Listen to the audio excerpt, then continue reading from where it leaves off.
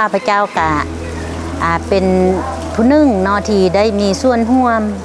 อยู่ในโครงการเนาะที่เพิ่นได้ลงมาเปิดฝึกอบรมเนาะว่าโครงการเสมอภาคยิงไซระวางที่ดินเนาะก็ข้าพเจ้าก็ได้เข้าร่วมการฝึกอบรมนั้นก็เป็นระยะอยู่4ครั้งเนาะ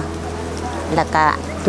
ยู่เมืองและบัดนี้ก็ลงมาบ้านอีกแล้วก็เป็น3ครั้งนะจังซั่นก็รู้สึกว่ามีความหมายอย่างลึกซึ้งเนาะเกี่ยวกับความเสมอภาคยิงทรายและที่ดินเนาะก็ฮู้ว่ามีความหมายเนาะอย่างลึกซึ้งแล้วก็ดีใจที่ได้เข้าร่วมเนาะที่ได้ศึกษาหำรู้กฎหมายเรื่องที่ดินระหว่างบทบาทยิงทรายและผู้เกี่ยวก็ได้ลงมาเผยแพร่ให้น้องเป็นยิงอยู่ในบ้านทงนามีกะ2 ครั้ง 3 ครั้งนะคือทางโครงการเพิ่นได้แนะนำลงมานะน้องเป็นยิงของพวกเราเป็นต้นก็คืออยู่ทางบ้านทงนามี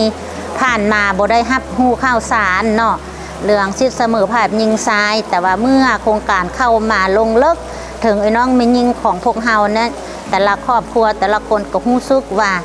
มีความเข้าอกเข้าใจเนาะเกี่ยวกับที่ดินและก็ความเสมอภาคยิงทรายทางโครงการได้ลงมาเปิดกองประชุมแล้วก็น้องมียิงของพวกเราก็ทราบ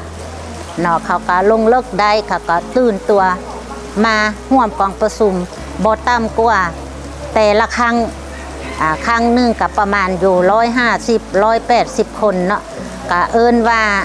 สมเทียบผ่านมาเนาะได้ความตื่นตัวความมอบหมู่ของน้องมียิงของพวกเราก็ถือว่าสูงสมควรนะหลังจากที่ว่าโครงการเราได้เข้ามาหลังจากที่ว่าโครงการเราได้เข้ามาห้ามเฮียนอันหู้เนาะกับผู้ว่าอาสาสมัครที่ไปฝึกอบรมเนาะก็ได้มีความเข้าใจลึกซึ้งต่อกฎหมายและเมื่อทางน้องมียิงของพวกเราที่มีปัญหาก็สามารถแก้ไขลมเข่าใดกะบประมาณว่า100 ส่วน 100เนาะกะประมาณว่าเขาจังใดครึ่งหนึ่ง